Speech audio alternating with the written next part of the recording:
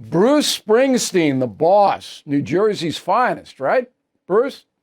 So he's over in Europe, bad-mouthing President Trump, as he always does. Springsteen despises Trump, and vice versa. He's in Manchester, England on Saturday. Here's what Springsteen says. Go. My home. They're persecuting people for their right to free speech and voicing their dissent. That's happening now. In America, the richest men are taking satisfaction in abandoning the world's poorest children to sickness and death. They are defunding American universities that won't bow down to their ideological demands. And they are removing residents off American streets without due process of law and deporting them to foreign detention centers and prisons. That's happening now. All right, so I guess Bruce has been eating Ben & Jerry's ice cream. That's lunatic. Bruce doesn't know anything. I've run into him a couple of times. He's stone cold dumb. I'm sorry. It's true. I'm sorry to say it.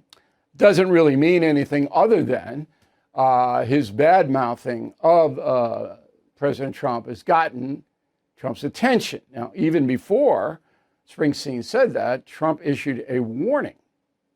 Sleepy Joe didn't have a clue as to what was going on, but Springsteen is as dumb as a rock and couldn't see what was going on, or could he, which is even worse. This dried out prune of a rocker, his skin is all atrophied, ought to keep his mouth shut until he gets back into the country.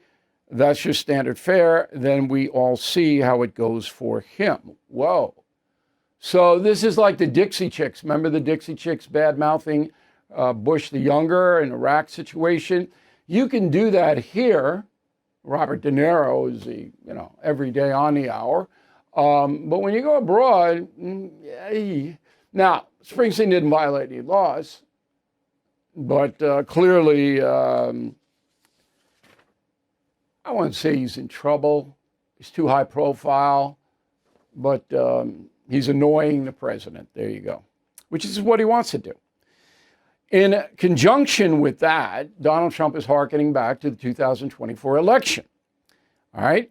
And he believes there are campaign finance violations caused by the Harris campaign dealing with celebrities. Here's what Mr. Trump posted. How much did Kamala Harris pay Bruce Springsteen for his poor performance during her campaign for president? Why did he accept that money if he's such a fan of hers? Isn't it a major and illegal campaign contribution? What about Beyonce? How much went to Oprah and Bono? I'm going to call for a major investigation into this matter. Candidates are not allowed to pay for endorsements, which is what Kamala did under the guise of paying for entertainment. In addition, this was a very expensive and desperate effort to artificially build up her sports crowds. It's not legal. For those unpatriotic entertainers, this was a corrupt and unlawful way to capitalize on a broken system. Thank you for attention to this matter. That was issued on May 19th, yesterday. Okay, I got to laugh. Thank you for your attention to this matter. All right, let's run it down. You want the truth? So Oprah got the most money. Harpo Productions got more than $1 million, all right, to help out Kamala Harris. And Harris paid that. Springsteen got about $75,000 for going to Atlanta and Philadelphia and on Harris's behalf. Beyonce got $165,000 to show up, just to show up at a campaign rally for Harris in Houston, $165K. Bono got nothing. He didn't do anything in the inland. So Trump is wrong to bring Bono into it. He did not do anything in that.